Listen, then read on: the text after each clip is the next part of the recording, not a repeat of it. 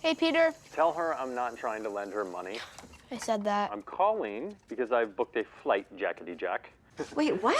Oh, and I'm renting my own car because God knows whatever hell show you're driving, I want no part of. Wait, what? You're saying, wait, what? A lot? I don't understand. Well, I'm coming to LA for a week. I'm going to look after Jack, and you can stay here, solo.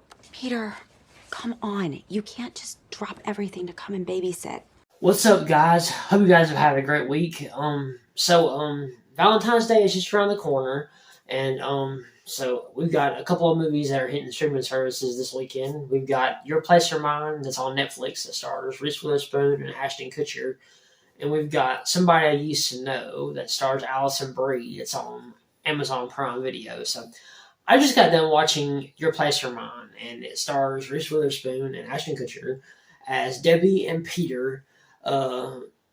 Two people that hooked up 20 years earlier in 2003 and basically just remained friends for the next 20 years. And they talked just about every day. They've kept communication and everything. They interact. They interact through a computer.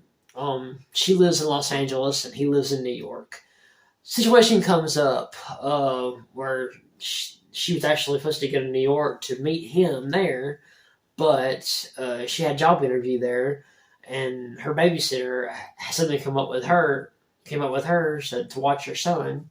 So she gets stuck in a rut there. So he offers to watch him, to come to Los Angeles to watch him while she goes to New York to take care of her business.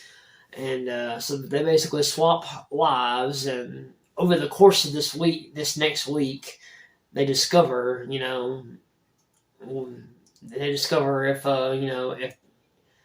if love is really what they want or if it's really what they need, and that's the basic plot line for this movie. Now, when I saw the trailer for this, I figured this would be your basic rom-com, and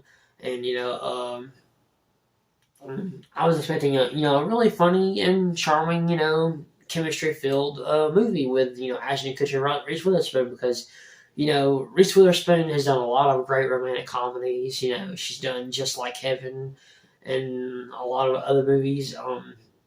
She's also best known for the Legally Blonde movies. Ashton Kutcher, he's had his fair share of some rom-coms, which is like movies like What Happens in Vegas and No Strings Attached. I was expecting some really good, chemistry here, and unfortunately, I didn't get that. This is actually really disappointing. This has a really great cast. You have Reese Witherspoon, of course, Ashton Kutcher. You got Steve Zahn.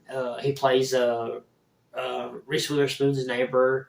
You have Zoe Chow, who plays like a former lover of Ashton Kutcher's character, who actually befriends Reese Witherspoon's character.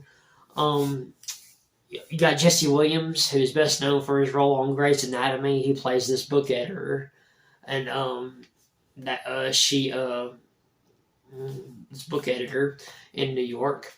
You would think a really good cast like this would make a good movie, but it really isn't. This has all the tropes of a romantic comedy, but it lacks that chemistry that you really want in a movie, because the truth of it is, it's disappointing because the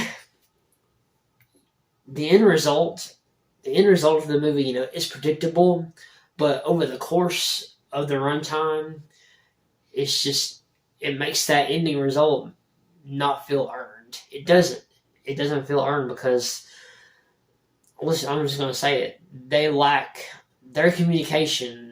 Their interaction between each other, Ashton Kutcher and Reese Witherspoon, is very lacking. They only meet. They only see each other in the same place one time, and that's at the end of the movie.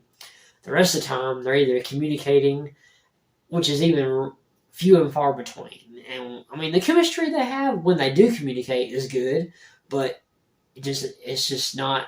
It's very much in short supply.